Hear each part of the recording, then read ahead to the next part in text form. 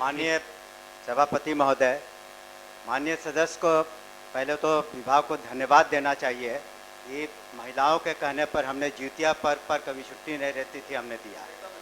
छठ के पर्व पर एक दिन अतिरिक्त अवकाश दिया क्योंकि महिलाओं की संख्या शिक्षा विभाग में ज़्यादा है, तो इसका भी उनको जिक्र करना चाहिए कि अगर हम लोग संवेदनशील नहीं रहते तो छठ पर अतिरिक्त, जबकि वो सरकारी घोषित नहीं सरकार, लेकिन नहीं।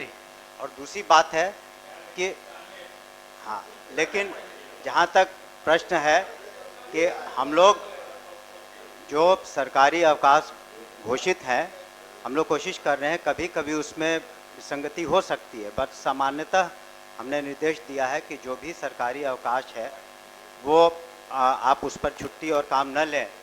लेकिन ये भी एक चैलेंज है, माननीय सदस्य ने इसका जिक्र नहीं किया, कि आज 6 लाख से ज़्यादा शिक्षक हैं। जब 6 लाख शिक्षक को आप सोच लें कि अगर मुख्यालय में SCRT में ट्रेनिंग करानी हो और सभी डायट्स में जो जिलों में ट्रेनिंग करानी हो और एक सिर्फ 5 ही दिन एक सप्ताह में और साल में 2 बार करानी हो, तो कुछ व्यवधान बीच में आएंगे, कुछ व्यवहारिक कठिनाइयाँ आएंगी।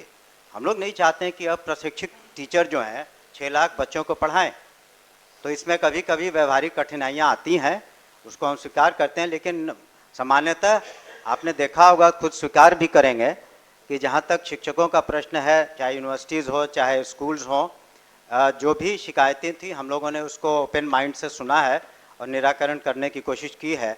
और जो गतिरोध था तरह तरह के, उसमें तो निश्चित रूप से कमी आई है। और हम लोग संवेदनशील हैं कि जो भी माननीय सदस्य लगातार हमसे मिलते रहे हैं, सभी माननीय सदस्य, और उनकी बातों पर हमने अमल भी किया है। लेकिन कुछ व्यवहारिक कठिनाइयाँ आती हैं प्रशासन में, और इतने बड़े महकमे को 75,000 स्कूल हैं, 6 लाख से ज़्यादा शिक्षक हैं और यूनिवर्सिटीज़ के अलग अपने इश्यूज़ हैं, तो उसमें कुछ एग्ज़ाम कराने में या ट्रेनिंग कराने में कुछ व्यवहारिक कठिनाइयाँ आती हैं। लेकिन जानबूझ करके इस ख्याल से कि किसी शिक्षक को असुविधा हो या कर्मचारी को असुविधा हो, ऐसी बात नहीं है। हम लोग उसका ख्याल रखते हैं और भविष्य में भी रखेंगे। इसलिए माननीय सदस्य से अनुरोध है कि अपना संकल्प वापस लें।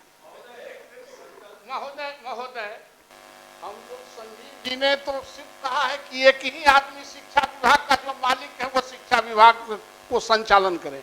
कई मालिक बन जाते हैं, कई महावत बन जाते हैं, इसके चलते कठिनाई हो रही है। और महोदय, कुछ तो अव्यवहारिक बात माननीय मंत्री